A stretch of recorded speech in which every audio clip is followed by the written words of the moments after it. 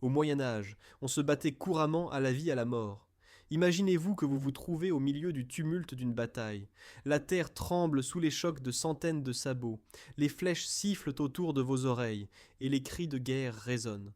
À travers le rideau de poussière et de fumée, vous voyez des rangs de chevaliers lourdement armés et de fantassins se percuter. Le fer grince contre le fer, les éclats de boucliers volent partout, et les cris des blessés se mêlent aux sonneries de cor. Le sang gicle de tous côtés, et au sol s'amoncellent les premiers morts et mourants. Telles étaient les véritables batailles médiévales. Aucun tournoi chevaleresque connu des romans, mais des affrontements brutaux, se terminant souvent par l'anéantissement total des vaincus. Quand les armées se retiraient enfin, les champs de bataille étaient couverts d'amas de cadavres et de blessés à qui on ne pouvait plus porter secours. Et pourtant, de semblables batailles se déroulaient encore et encore pendant des siècles entiers. Les souverains risquaient tout pour la victoire, et les soldats donnaient leur vie au nom des rois, de la foi ou de la gloire. Dans cette vidéo, vous découvrirez les batailles les plus sanglantes du Moyen Âge qui ont déterminé l'histoire de nations entières. Nous présenterons non seulement les chiffres des morts, mais aussi les histoires captivantes de courage et de cruauté qui se rattachent à ces massacres. Vous entendrez parler d'affrontements, après lesquels les vainqueurs chevauchaient, jusqu'aux genoux, dans le sang des vaincus, et de villes qui se transformèrent en champs d'ossements. Mais disons d'abord pourquoi les conflits médiévaux étaient ainsi impitoyables. Au Moyen Âge, il n'existait pas d'armes de précision à distance ni de soins médicaux modernes. Qui était grièvement blessé au combat mourait souvent des suites. Dans le combat face à face, les émotions jouaient en plus un rôle. La peur, la fureur et l'instinct de survie. Les armées croyaient qu'effrayer l'ennemi par une brutalité totale était la clé de la victoire. C'est pourquoi il y avait aussi des massacres de prisonniers et de civils. Les chroniques médiévales nous dépeignent des images impitoyables. Par exemple, les chroniques du 7e siècle mentionnent une bataille en Corée, où la rupture d'une digue aurait emporté des centaines de milliers de soldats ennemis. Il s'agit peut-être d'une exagération, mais cela suggère que dès le haut Moyen Âge se déroulaient des affrontements avec d'énormes pertes en vies humaines. Beaucoup de ces histoires sont devenues des légendes, d'autres sont tombées presque dans l'oubli. Parcourons donc ensemble les siècles, et rappelons-nous des batailles concrètes qui sont entrées dans l'histoire par leur caractère sanglant et le nombre de victimes. On écrit l'an 636, et au Proche-Orient se prépare un affrontement crucial. La bataille du Yarmouk entre l'armée des Arabes musulmans et l'armée de l'Empire romain d'Orient, byzantin, compte parmi les événements les plus sanglants du haut Moyen Âge. Selon les récits de l'époque, l'empereur Héraclius rassembla contre l'invasion arabe des dizaines de milliers de soldats, byzantins, grecs, arméniens, mais aussi des arabes chrétiens et d'autres alliés se présentèrent en force énorme, prétendument plus de 50 000 hommes. Face à eux se dressait une armée arabe, déterminée menée par le célèbre général Khalid ibn al-Walid, prête à étendre le nouvel empire islamique. La bataille dura 6 jours en été, 636 près de la rivière Yarmouk, à l'actuelle frontière de la Syrie et de la Jordanie. Les Byzantins voulaient d'abord fatiguer les Arabes par de petites attaques, mais après plusieurs jours d'escarmouches, Khalid réussit à contraindre l'ennemi à l'affrontement décisif. S'ensuivit une boucherie furieuse, dans laquelle la chance commença à pencher du côté des Arabes. Selon la légende, se leva un vent fort poussant le sable dans les visages des soldats byzantins, ce qui aida les musulmans. L'armée chrétienne finit par se mettre en retraite chaotique. La fuite n'était cependant pas possible. Les Byzantins étaient encerclés de 3 côtés et avaient dans le dos un ravin profond. S'ensuivit un massacre des fuyards. Beaucoup d'hommes furent tués par la cavalerie arabe qui les poursuivait. D'autres tombèrent des falaises et se noyaient dans la rivière en crue. Les chroniques donnent souvent des nombres énormes, bien que parfois exagérés, de morts. Les chroniqueurs arabes parlent de jusqu'à 70 000 tués du côté byzantin, Les estimations modernes sont plus sobres et parlent d'environ 40 000 soldats tués, tandis que les pertes arabes n'auraient été que de quelques milliers de combattants. Quel qu'ait été le chiffre réel, Yarmouk signifiait une victoire écrasante des musulmans. L'Empire byzantin perdit la Syrie et la Palestine. Jérusalem tomba un an après la bataille sans combat. La légende dit qu'à la retraite, l'empereur Héraclius prononça en pleurant « Adieu, Syrie ». Tel fut le choc que représenta pour lui la défaite. Pour le califat arabe naissant, le triomphe du Yarmouk fut crucial. Il ouvrit aux Arabes la voie à la conquête éclair continue du Proche-Orient et de l'Afrique du Nord. Dans cette vidéo, nous nous déplacerons dans un moment vers l'un des champs de bataille les plus célèbres de l'Europe médiévale. En l'an 1066, se déroula dans le sud de l'Angleterre une bataille qui changea l'histoire de ce pays. La bataille de Hastings n'appartient peut-être pas au plus grand massacre du Moyen-Âge par le nombre de morts, mais par sa cruauté et son impact, elle ne reste pas en arrière. S'y affrontèrent les défenseurs anglo-saxons, menés par le roi Harold Godwinson, et l'armée d'invasion normande sous le commandement de Guillaume le Conquérant. Les deux camps avaient environ 7 à 8 000 combattants. Les Anglais prirent position sur une colline près du village de Hastings et créèrent un mur de boucliers impénétrables fait de grands boucliers de chêne. Les Normands lancèrent contre eux des archers, de l'infanterie et de la cavalerie, la combinaison médiévale classique. Se déchaîna un combat acharné qui dura de longues heures entières. Les chroniqueurs décrivent que la cavalerie normande attaquait répétitivement en montant la pente contre la masse des anglo-saxons, tandis que les défenseurs fauchaient avec de puissantes haches les chevaliers et chevaux ennemis. À un moment, se répandit la nouvelle que le duc Guillaume était tombé. Les Normands commencèrent à paniquer et à reculer. Guillaume cependant arracha son casque pour montrer qu'il vivait et réussit à relancer ses soldats à l'attaque. Le moment décisif arriva, quand les Normands eurent recours à la ruse. Ils feignirent la retraite, attirant ainsi une partie des défenseurs anglais hors de leur position. Les combattants anglais abandonnèrent la sécurité du mur de boucliers et commencèrent à poursuivre les ennemis en fuite vers le bas de la colline. À ce moment, les cavaliers normands se retournèrent et portèrent un coup écrasant aux poursuivants. La ligne anglaise se rompit, et la bataille se transforma en boucherie sanglante, à la vie, à la mort. Le roi Harold combattit vaillamment en première ligne, mais finalement lui aussi tomba. Selon la légende ultérieure, une flèche l'atteignit à l'œil, puis il fut achevé par des chevaliers normands. Son corps fut ensuite si mutilé qu'il ne fut identifié sur le champ de bataille que par la maîtresse d'Harold, Édith, qui reconnut ses traits. Guillaume le Conquérant fonda plus tard en mémoire de ce carnage l'abbaye de Battle directement sur le lieu de la bataille. Il plaça l'autel principal, là où Harold était censé être tombé. Après la mort du roi s'installa chez les anglo-saxons, la confusion et la résistance s'effondra. Les Normands massacrèrent l'adversaire sans pitié. Dans la bataille et lors de la poursuite tombèrent plusieurs milliers d'Anglais. Guillaume le Conquérant victorieux se fit ensuite couronner roi d'Angleterre. Outre des centaines de soldats normands et anglo-saxons, c'est ainsi qu'à Hastings s'éteignit aussi toute une ère.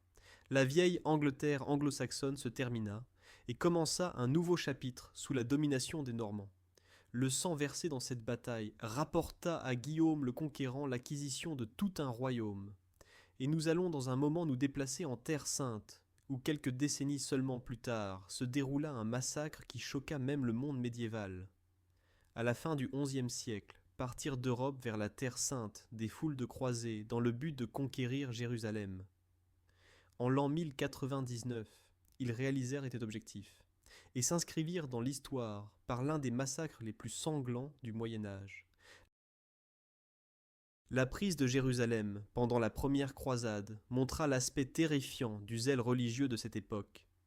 Les croisés, épuisés par le long siège de la ville, percèrent le 15 juillet 1099 les remparts et firent irruption dans Jérusalem, que défendait une garnison égyptienne et où se cachait la population civile, musulmans et juifs. S'ensuivit une fureur de 3 jours, pendant laquelle les croisés tuèrent presque tous ceux qui leur tombèrent sous l'épée. Les conquérants n'épargnèrent ni femmes, ni enfants, ni vieillards. Le sang coulait dans les rues. Selon un témoin oculaire, il y avait dans le temple de Salomon tant de morts que les chevaliers chevauchaient dans le sang jusqu'aux genoux, et les brides des chevaux étaient trempées de sang. Ce témoignage coloré peut être exagéré, mais il exprime parfaitement l'horreur qui se déroula dans la ville. Les estimations du nombre de victimes diffèrent. Les chroniques des croisés parlent de dizaines de milliers jusqu'à 70 000 infidèles tués.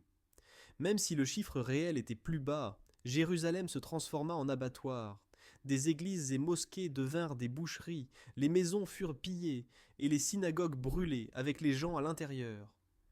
Les chevaliers catholiques considéraient la victoire comme un miracle divin. Ils se réjouissaient et remerciaient Dieu, tandis que les corps morts gisaient en tas dans toute la ville. Cet épisode ébranla même beaucoup de contemporains. Par exemple, même certains dirigeants spirituels en Europe hochèrent plus tard la tête sur la cruauté dont s'étaient rendus coupables les croisés. Pour le monde musulman, le massacre de Jérusalem devint un symbole de la soif de sang des croisés pendant de longs siècles. Les croisés dominèrent certes la ville sainte, mais leur règne ne devait pas durer éternellement. En moins d'un siècle, ils se heurtèrent à un adversaire extraordinaire qui leur rendit la défaite avec la même monnaie. Dans un instant, nous nous déplacerons d'environ 100 ans en avant, quand le royaume des croisés attendait un affrontement fatidique dans les sables près de Hattin. C'est le 4 juillet 1187, et sur les collines desséchées, appelées Cornes de Hattin, dans l'actuel Israël, a lieu la bataille décisive entre le royaume des croisés de Jérusalem et les armées du sultan Salah ad-Din, connu sous le nom de Saladin. Ce guerrier kurde unifia les musulmans de la région et partit libérer les lieux saints des chrétiens. Les croisés menés par le roi de Jérusalem Guy de Lusignan alignèrent une armée d'environ 20 000 hommes, comprenant des chevaliers templiers et hospitaliers, tandis que Saladin menait peut-être jusqu'à 30 000 combattants. La chaleur était accablante et l'eau manquait désespérément aux croisés. Saladin coupa intentionnellement l'ennemi des sources d'eau, et fit même brûler les broussailles pour que la fumée et la chaleur augmentent encore les souffrances des Européens assoiffés. L'armée des croisés, épuisée et encerclée sur la colline de Hattin, tenta de percer, mais en vain. S'ensuivit l'effondrement de la défense. Beaucoup tombèrent d'épuisement avant qu'une épée ennemie ne les atteigne. Des unités de jadis fier ordre chevaleresque ne restèrent que des débris. La bataille se termina par une victoire écrasante des musulmans. Des milliers de croisés furent tués directement sur le champ de bataille. Des témoins oculaires décrivent que la terre était couverte d'un nombre incalculable de corps morts, de chevaliers en manteau blanc, avec une croix noire.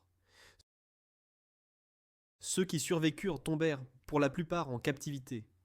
Le roi Guy et plusieurs nobles furent capturés et épargnés pour la rançon. Mais Saladin décida de ne pas avoir pitié des redoutables ordres militaires. Sur son ordre furent amenés devant la tente du sultan environ 200 à 300 templiers et hospitaliers capturés. Les musulmans les exécutèrent l'un après l'autre à l'épée.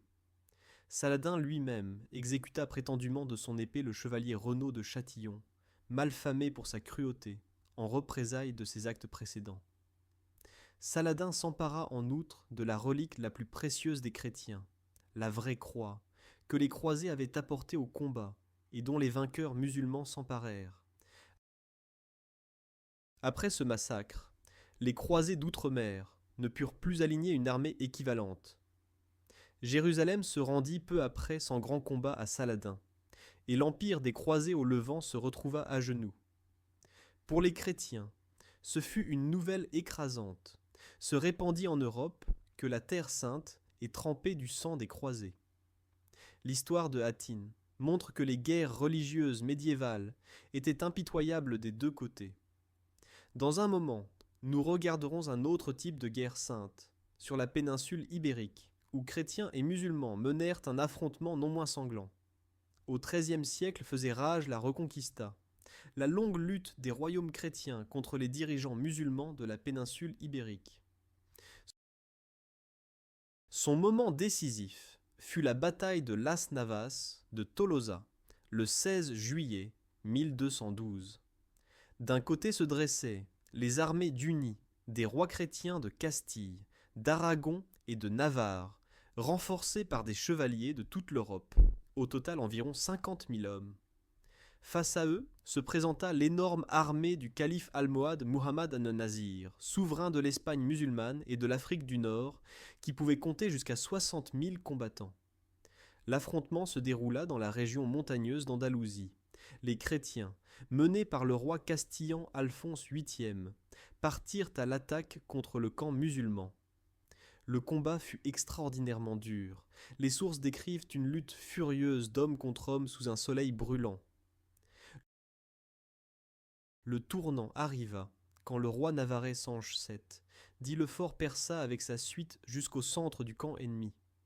Le calife an-Nasir avait autour de sa tente l'élite des esclaves noirs africains, une garde dont les membres étaient même enchaînés pour qu'ils ne puissent pas reculer au combat. Ces combattants dévoués luttèrent jusqu'au dernier souffle et créèrent littéralement un mur de leur propre corps. Le roi navarrais et ses chevaliers surmontèrent cependant même cet obstacle.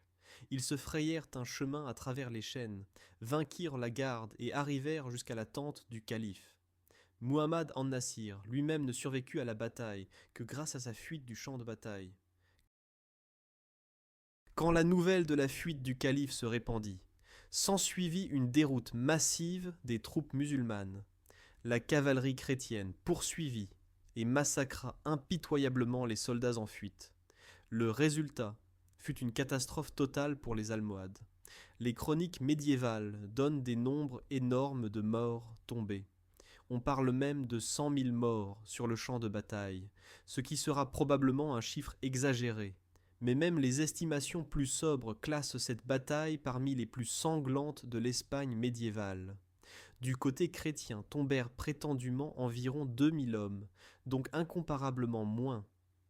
Le triomphe de Las Navas de Tolosa ouvrit au royaume chrétien du Nord la voie à la conquête de la plupart des territoires musulmans d'Andalousie. Cette bataille préfigura ainsi la fin prochaine de la suprématie musulmane sur la péninsule ibérique. En même temps, elle entra dans les légendes. Les chaînes percées par les Navarrais devinrent un symbole de victoire et sont représentées aujourd'hui encore dans les armes de la Navarre. L'Europe chrétienne pouvait se sentir renforcée après l'an 1212, mais à l'est apparaissait justement une nouvelle menace, devant laquelle pâlirent même les horreurs des croisades. Dans un instant, nous partirons dans le monde des envahisseurs mongols, qui laissaient derrière eux une terre brûlée et des montagnes de crânes. Au XIIIe siècle firent irruption en Eurasie. Les Mongols, sous la direction de Gengis Khan et de ses successeurs. Leur campagne compte parmi les épisodes les plus sanglants de l'histoire humaine, et le Moyen-Âge ne fit pas exception.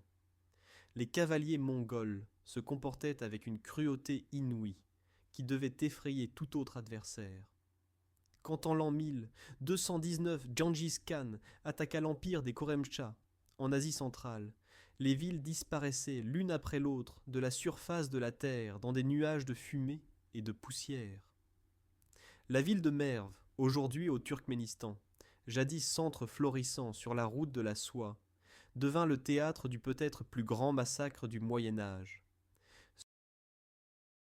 Selon l'historien persan Juvaini, les Mongols, après la prise de Merv en l'an 1221, massacrèrent systématiquement toute la population. Chaque soldat mongol reçut l'ordre de tuer un certain nombre de prisonniers. Si nous donnons foi aux chroniques, plus de 700 000 personnes périrent ainsi. Certaines sources donnent même plus d'1 million de morts. Quel qu'ait été le chiffre réel, il est certain que Merv fut littéralement anéanti. Un sort similaire frappa des villes comme Nishapur ou Urgench. Les chroniqueurs décrivent que les Mongols dressèrent des pyramides de crânes des habitants de ces villes comme avertissement aux autres. Quelques dizaines d'années plus tard, les armées mongoles sous la direction du petit-fils de Gengis Khan, Hulagu, frappèrent aussi le cœur du monde islamique, Bagdad, ville résidentielle des califes. En l'an 1258, les Mongols prirent Bagdad et y déchaînèrent l'enfer. Quand la ville se calma enfin après plus d'une semaine de meurtres et de pillages, les rues étaient pleines de cadavres. Selon certaines estimations, 200 000 habitants de Bagdad perdirent la vie. D'autres sources parlent même d'un demi-million ou plus de victimes. Le dernier calife abbasside fut froidement tué par les Mongols. On dit qu'ils l'enroulèrent dans un tapis et le piétinèrent avec des chevaux pour que le sang royal ne soit pas versé. La célèbre bibliothèque, maison de la sagesse, partit en cendres, et d'innombrables volumes de livres finirent dans le fleuve Tigre. La légende dit que l'eau du fleuve coulait noire de l'encre des livres et rouge du sang des tués. La destruction de Bagdad choqua le monde de l'époque. Elle signifiait la fin de l'âge d'or de la civilisation islamique. Les Mongols démontrèrent ainsi qu'ils ne s'arrêteraient devant rien. Leur empire devint le plus grand empire continu de l'histoire, domina temporairement la majeure partie de l'Asie et un morceau de l'Europe. Les Mongols semblaient inarrêtables, mais eux aussi se heurtèrent parfois à une résistance farouche. En l'an 1298, par exemple, ils envahirent l'Inde, où cependant dans la bataille de Jaran-Mandjourou, ils subirent une défaite écrasante. Selon les rapports de l'époque, plus de 20 000 Mongols y tombèrent, et les prisonniers furent amenés à Delhi et piétinés par des éléphants de guerre. De telles horreurs du style de guerre mongol, ils les goûtèrent donc cette fois eux-mêmes. Le Moyen-Âge pouvait alors sembler un cauchemar sans fin. Dans un moment, nous verrons comment les chevaliers européens réussirent, ou plutôt ne réussirent pas, à se défendre contre les Mongols. En l'an 1241, les armées mongoles envahirent l'Europe centrale. Après des victoires en Pologne, où entre autres, elles écrasèrent l'armée du duc de Silésie dans la bataille de Lenica, l'énorme armée du petit-fils du Khan Batu, avec l'aide du stratège génial Subotai, se jeta sur le royaume de Hongrie. L'affrontement décisif, connu sous le nom de bataille sur la rivière Sajó, aussi bataille de Mouhy, eut lieu le 11 avril 1241. Le roi hongrois, Béla IV, rassembla peut-être 50 à 60 000 hommes, grands seigneurs hongrois, chevaliers, mercenaires et milices paysannes, pour arrêter les Mongols progressant de l'Est.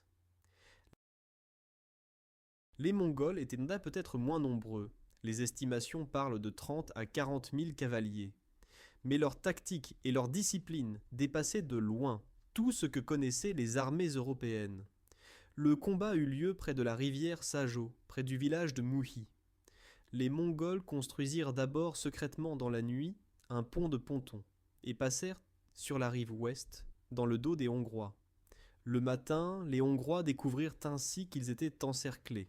S'ensuivit le chaos et la panique. Les cavaliers mongols attaquèrent de plusieurs côtés simultanément, et leurs ingénieurs commencèrent le bombardement du camp, avec des projectiles incendiaires de la rive opposée.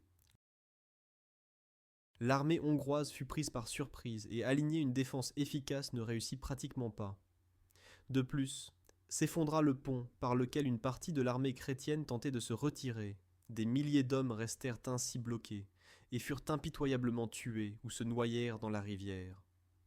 Les chroniques décrivent que la rivière Sajó était ce jour-là rouge de sang. Dans cette bataille rappelant un abattoir tomba la majorité de la noblesse et des armées hongroises. Le roi Béla IV ne s'échappa que de justesse avec une poignée d'escorte. On estime que sur le champ de bataille et lors de la poursuite qui suivit périrent plus de 20 000 soldats hongrois. Les pertes mongoles furent d'air minimes. Toute la Hongrie resta alors sans défense. Les Mongols, dans les mois suivants, ravagèrent le pays à le rendre méconnaissable, massacrèrent ou emmenèrent en esclavage une grande partie de la population, et rasèrent des milliers de villages.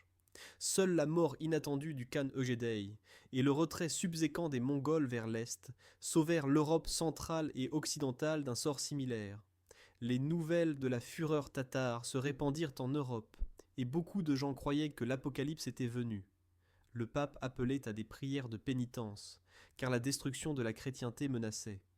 L'Europe respira après le départ des Mongols, mais cela ne signifiait pas la fin des grandes guerres. Même les royaumes chrétiens menaient entre eux de féroces combats. Dans un instant, nous en montrerons un, la bataille de Bannockburn. Les batailles médiévales ne duraient généralement pas longtemps. Souvent, c'était décidé en quelques heures. La bataille de Bannockburn en Écosse fut cependant une exception. Le combat pour l'indépendance de l'Écosse contre l'Angleterre se prolongea sur 2 jours, pleins d'effusions de sang.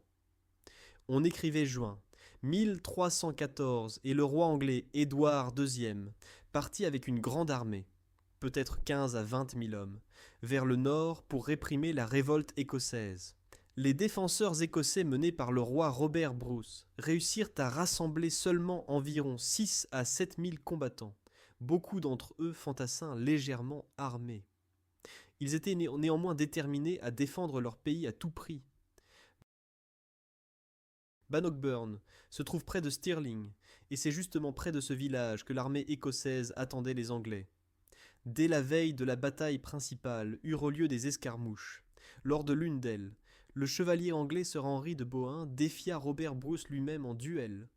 Bruce, armé seulement d'une hache de guerre, accepta le défi, et devant les yeux des deux armées d'un seul coup puissant, fendit le crâne du chevalier anglais. Cette démonstration terrifiante de la force du roi écossais éleva le moral de son armée, et au contraire ébranla la confiance en soi des Anglais. Le deuxième jour éclata la bataille principale. Les Écossais utilisèrent leur connaissance du terrain. Ils placèrent leurs lanciers dans une plaine marécageuse entrecoupée de ruisseaux, où ne pouvait s'exercer la supériorité de la lourde cavalerie anglaise. Les chevaliers anglais attaquaient désespérément, mais leurs chevaux trébuchaient dans le marécage et se heurtaient aux formations denses des piques écossaises. S'ensuivit un massacre de l'armée anglaise. Les rangs de tête des Anglais furent dispersés, et ensuite les Écossais passèrent à la contre-attaque. L'armée anglaise, désorganisée et contrainte par le terrain, s'effondra et prit la fuite. Beaucoup d'Anglais en fuite furent tués par les Écossais, qui les poursuivaient, ou périrent dans les marécages et rivières. Selon certaines estimations, du côté anglais tombèrent jusqu'à 10 à 12 000 hommes, tandis que les pertes écossaises furent étonnamment faibles, peut-être seulement des centaines de morts. Bannockburn devint ainsi littéralement une victoire retentissante des Écossais sur un ennemi apparemment plus fort. Le roi Édouard II s'enfuit lâchement du champ de bataille, et seule une petite partie de son armée se sauva par la fuite. L'Angleterre, après cette défaite, renonça temporairement à la conquête de l'Écosse. Robert Bruce consolida son pouvoir royal, et quelques années plus tard, l'Angleterre dut reconnaître, par traité, l'indépendance du royaume d'Écosse. Sur le champ de bataille de Bannockburn restèrent gisant des milliers de chevaliers et soldats anglais. Pour la chevalerie anglaise de l'époque, ce fut une expérience aussi écrasante que plus tard à Azincourt.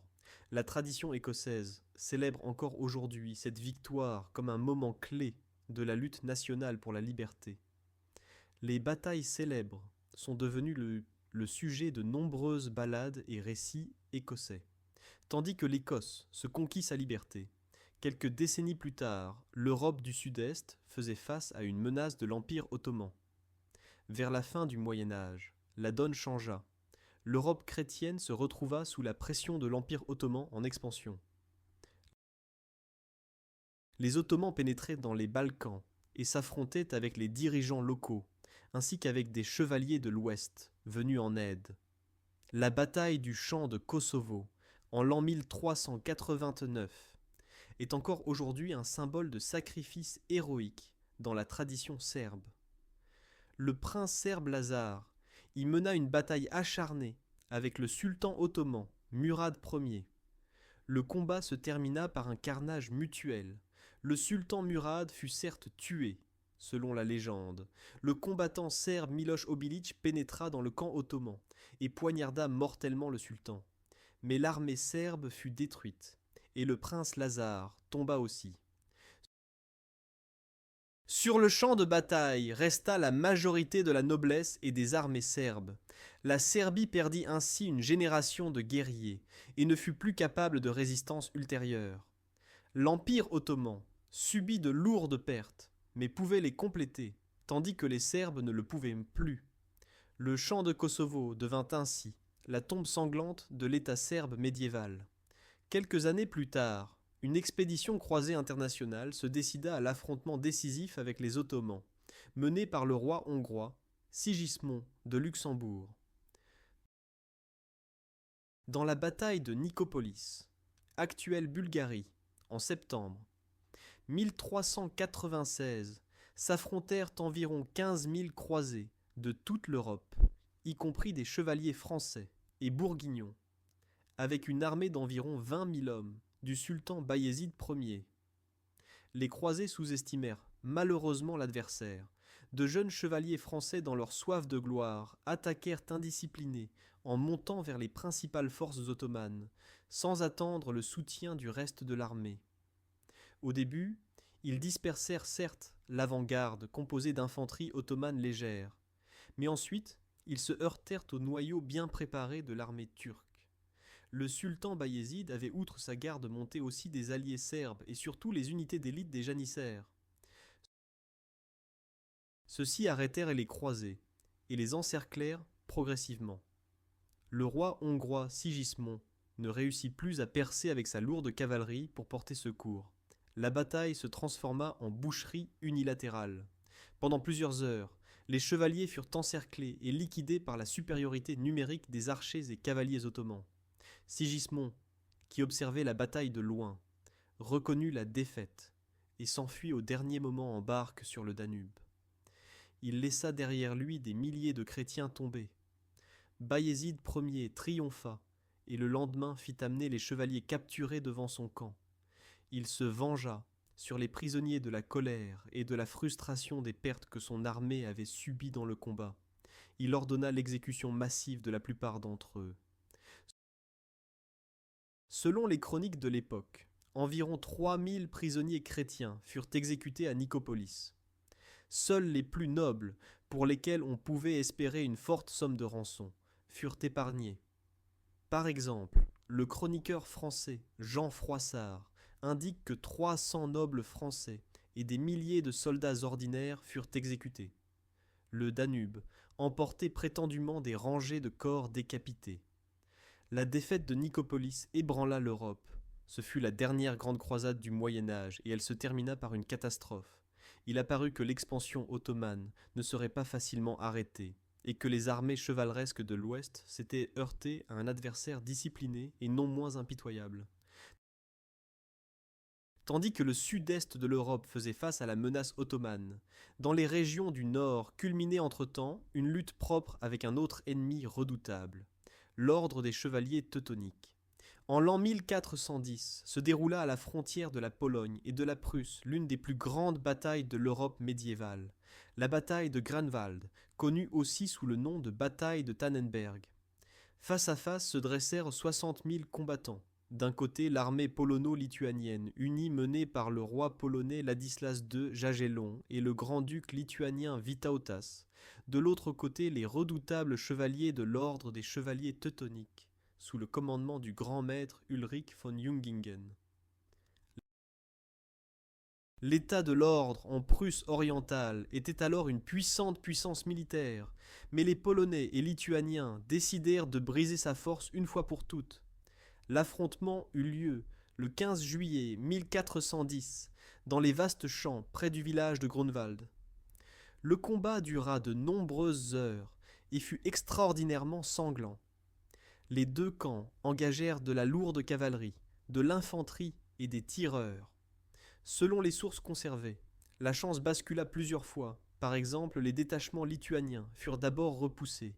Ils feignirent même la retraite, mais retournèrent ensuite au combat.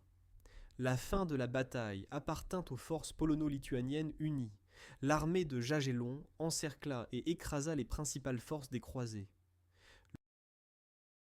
Le grand maître Ulrich lui-même tomba au combat, ainsi que la plupart des commandeurs et officiers de l'ordre. Les chevaliers teutoniques vaincus furent tués sans pitié. La légende raconte que les paysans polonais, qui participaient à la bataille comme corps auxiliaires, achevaient les croisés blessés en fuite de l'affrontement. Le nombre de victimes fut énorme. On estime que l'ordre des chevaliers teutoniques perdit environ 8 à 10 000 hommes, pratiquement toute l'élite de son armée. Les Alliés eurent aussi de lourdes pertes, peut-être environ 4 à 6 000 morts. Selon une chronique, il y avait après la bataille tant de morts sur le champ qu'il n'y avait nulle part où les enterrer, et les corps durent être brûlés sur des bûchers ou restèrent à la merci des bêtes. Pour l'ordre, ce fut une catastrophe. Il ne s'en remit jamais complètement, et la Pologne avec la Lituanie gagnèrent la prééminence dans la région. Il est intéressant de noter que dans l'armée polonaise combattirent aussi quelques Tchèques comme mercenaires, prétendument y compris le jeune Jan Žižka, qui devint plus tard célèbre dans les guerres hussites. Grunwald ne fut donc pas seulement l'affrontement de deux puissances, mais aussi un conflit auquel participèrent des combattants de différents pays d'Europe. Dans la mémoire polonaise et lituanienne, il reste aujourd'hui encore comme une grande victoire nationale, et aussi comme un rappel d'un énorme carnage. Après cette bataille, les croisés de campagne devinrent plutôt des défenseurs dans les châteaux, et leur pouvoir commença à décliner. Maintenant, déplaçons-nous cependant, quelques années plus loin vers l'ouest, sur le champ de bataille de la guerre de 100 ans, où pour changer anglais et français vécurent leurs affrontements les plus sanglants.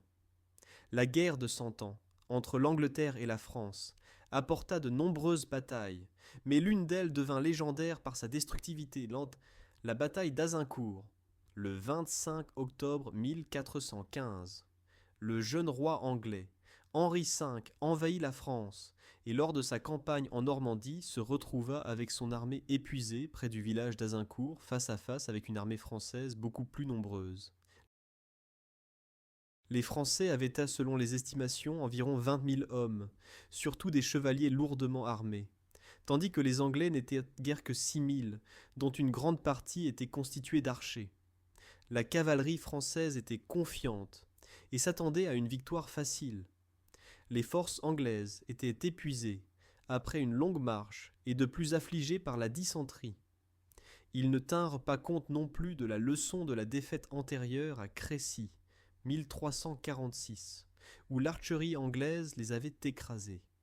Le champ de bataille d'Azincourt était boueux à cause de pluies récentes et rétréci par la forêt sur les côtés, ce qui empêchait les Français d'utiliser pleinement leur supériorité numérique.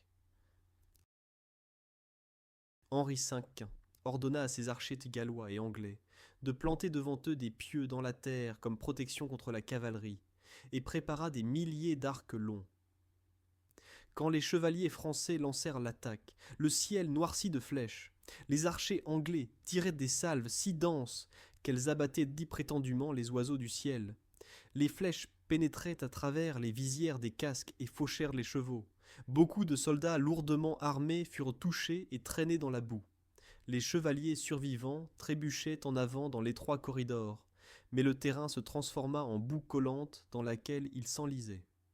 Quand ils atteignirent les lignes anglaises, ils étaient épuisés et désorganisés. Là les attendait, en plus des archers aussi, l'infanterie anglaise et des chevaliers, déterminés à se battre pour leur vie. Le résultat fut une catastrophe pour la noblesse française. Dans l'abattoir boueux sous Azincourt périt une grande partie des chevaliers et nobles français. On estime que 6 à 8 000 Français restèrent sur le champ de bataille, morts ou mortellement blessés. Et parmi les tombés se trouvait aussi la fleur de la chevalerie française, beaucoup de grands seigneurs, ducs et comtes.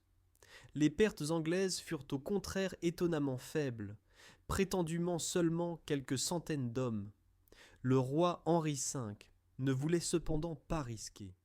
Il craignait que les chevaliers français capturés ne reprennent les armes si des renforts arrivaient. Contrairement aux coutumes chevaleresques de l'époque, il ordonna donc de tuer la plupart des prisonniers. Des milliers de combattants français capturés et sans défense furent ainsi après la bataille froidement massacrés. Cet ordre sanglant, qui serait aujourd'hui considéré comme un crime de guerre, montre à quel point la situation sur le champ de bataille était désespérée et brutale. Azincourt s'inscrivit dans l'histoire anglaise comme une victoire grandiose, mais pour les Français, il représenta une tragédie. la fleur de la chevalerie française se fanala dans le sang et la boue. Cette bataille montra en même temps l'avènement d'une nouvelle ère, où des masses de tireurs à pied pouvaient écraser de nobles cavaliers lourds.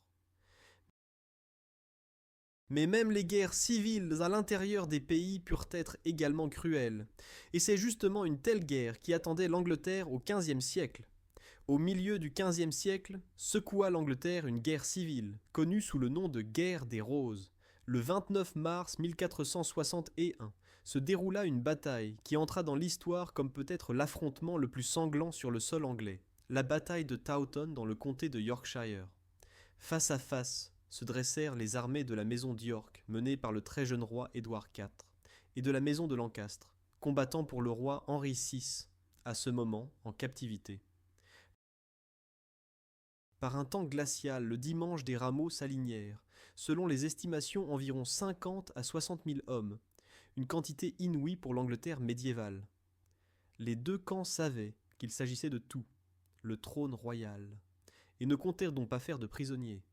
La bataille commença par une forte chute de neige. L'armée yorkiste utilisa le vent dans le dos.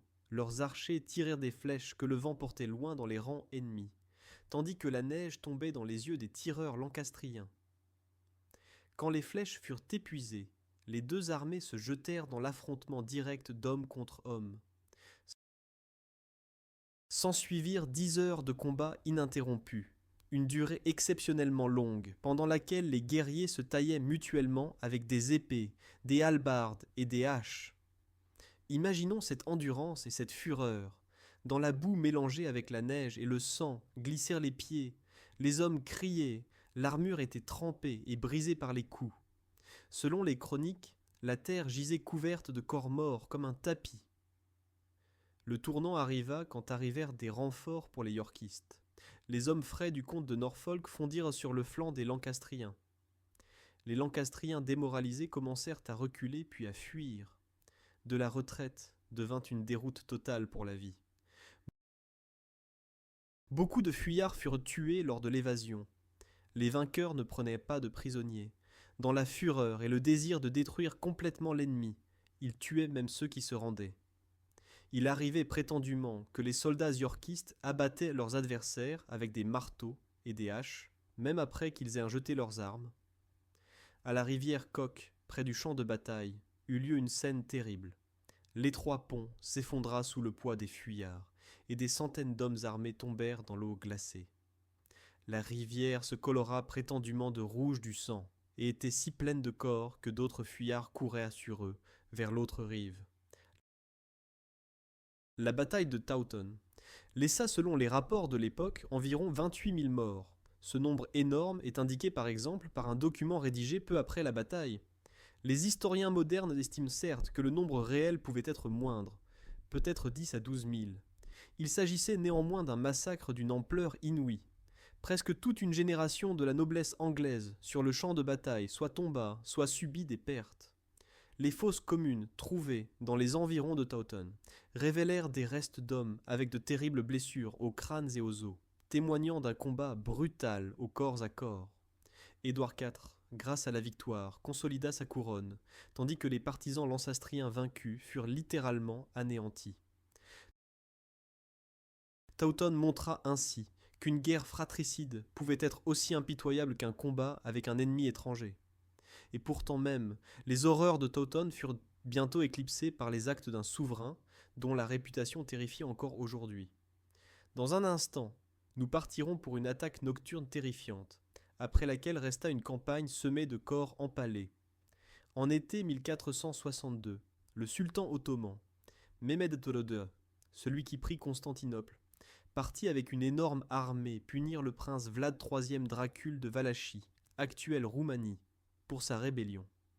Vlad III, surnommé aussi l'Empaleur, Tsepech, devint célèbre pour la guerre de guérilla et les pratiques cruelles. Quand l'armée ottomane s'approchait de la capitale valaque Targoviste, Vlad savait qu'en bataille ouverte, il n'avait aucune chance de vaincre contre la supériorité de peut-être 150 000 Turcs.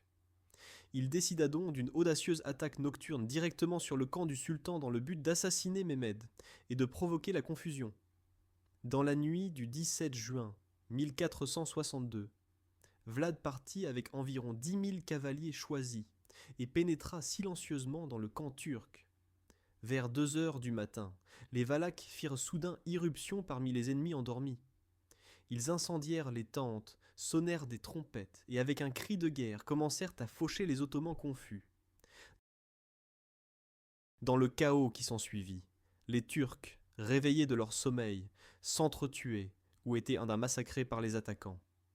Vlad visait la tente du sultan, mais dans la confusion attaqua le mauvais endroit. Mehmed II s'échappa. L'embuscade nocturne causa néanmoins d'énormes dégâts. Des milliers de Turcs furent tués avant même qu'ils eurent le temps de prendre leurs armes. Le matin, il apparut que peut-être jusqu'à 15 000 soldats ottomans étaient tombés. Vlad n'atteignit certes pas l'assassinat du sultan, mais causa une telle panique que Mehmed II envisagea prétendument la retraite. Il continua cependant vers Targoviste. Et là l'attendait une vue qui glaça le sang dans les veines même de guerriers aguerris. Devant la ville, les Turcs trouvèrent une forêt de pieux. Des milliers de prisonniers turcs et de Valaques traîtres furent empalés sur des pieux de bois le long de la route.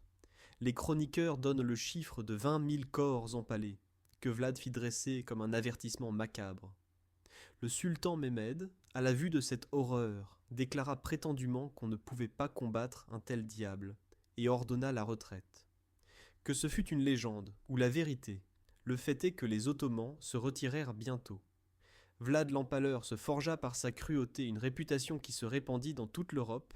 C'est justement cet épisode qui contribua à la naissance de la légende du comte Dracula comme vampire. Du point de vue militaire, l'attaque nocturne de Targoviste et la démonstration de brutalité qui suivit comptent parmi les actes les plus terrifiants d'un chef de guerre médiéval. Là encore, il s'agissait d'un effet psychologique, l'horreur comme arme. En peu de temps tombèrent des dizaines de milliers de vies et toute la campagne se transforma en un grand lieu d'exécution. Le Moyen-Âge s'acheminait vers sa fin, mais comme on le voit, sa conclusion ne le cédait en cruauté au siècle précédent. Les histoires des batailles médiévales les plus sanglantes peuvent susciter en nous étonnement et horreur. Il est presque incompréhensible quelles mesures de violence se déroulaient alors, et tout cela à une époque où le monde ne connaissait pas les armes à feu de destruction massive. Pourtant, c'est justement les armes primitives de combat rapprochés qui causaient des scènes de cauchemar. L'histoire montre cependant que la capacité humaine de tuer s'est malheureusement plutôt efficacisée avec le temps. Les batailles du Moyen-Âge, avec des dizaines de milliers de morts, furent dans les siècles ultérieurs dépassées par des massacres encore plus grands. La guerre de 30 ans, les guerres napoléoniennes et surtout les conflits du XXe siècle apportèrent des batailles dans lesquelles tombèrent des centaines de fois les nombres du Moyen-Âge. La technique progressa, mais les conséquences restèrent similairement tragiques. À Verdun ou sur la Somme pendant la Première Guerre mondiale, les soldats mouraient par centaines de milliers, bien qu'ils n'ayent plus d'épées et de flèches, mais des mitrailleuses et de l'artillerie. Que pouvons-nous donc retenir des batailles sanglantes médiévales pour aujourd'hui ? Avant tout, un avertissement que la guerre est toujours terrible, qu'elle se déroule à n'importe quelle époque. L'héroïsme d'individus et les légendes de victoire naissaient souvent sur la base de souffrances indicibles de milliers d'anonymes. Aujourd'hui, nous vivons dans une paix relative, au moins dans notre partie du monde. Mais il suffit de regarder les conflits en cours dans le monde pour voir que les combats destructeurs et les massacres ne sont pas seulement du passé.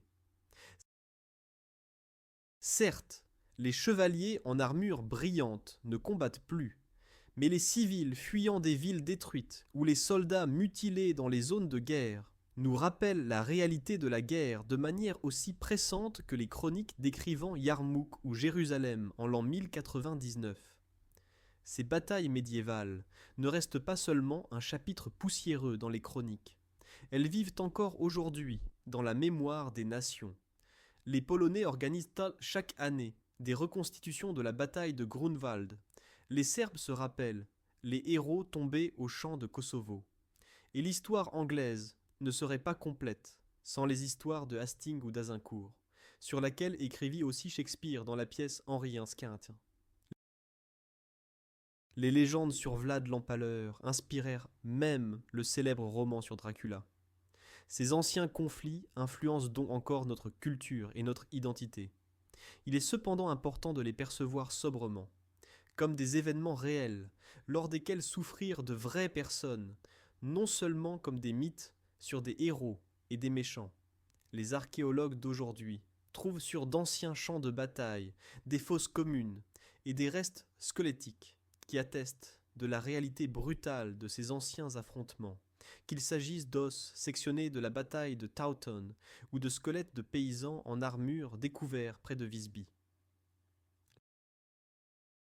La connaissance de ces histoires devrait nous mener à la gratitude pour les temps de paix et nous motiver à résoudre les conflits plutôt par la diplomatie que par l'épée. Contrairement au Moyen Âge, il existe aujourd'hui des conventions internationales qui s'efforcent d'atténuer l'impact de la guerre sur les soldats et les civils. Pourtant, la souffrance humaine accompagne encore les conflits, bien que sous d'autres formes. Derrière chaque chiffre de mort se trouvait une vie humaine, une famille, un destin. Les chroniques médiévales décrivent de manière colorée les nombres de morts, mais moins les destins de ceux qui survécurent, veuves, orphelins, estropiés végétant après les champs de bataille. Même aujourd'hui, les victimes des guerres ne devraient pas rester seulement des statistiques. L'histoire des batailles les plus sanglantes du Moyen Âge nous enseigne aussi l'extraordinaire ténacité et courage des gens du passé, qui souvent combattirent jusqu'au dernier souffle pour leur roi, leur foi ou leur honneur. Ce courage est admirable, mais en même temps tragique, quand nous voyons comment il fut abusé dans des jeux de pouvoir impitoyables. Merci d'avoir suivi ce long, et j'espère instructif récit, jusqu'à la fin. Si la vidéo vous a plu, je serai content que vous lui donniez un like et la partagiez avec vos amis. Vous soutiendrez ainsi la création d'autres histoires historiques intéressantes. Et n'oubliez pas, l'histoire a encore beaucoup à nous dire, écoutons ses voix, pour que certains chapitres sanglants n'aient plus jamais à se répéter.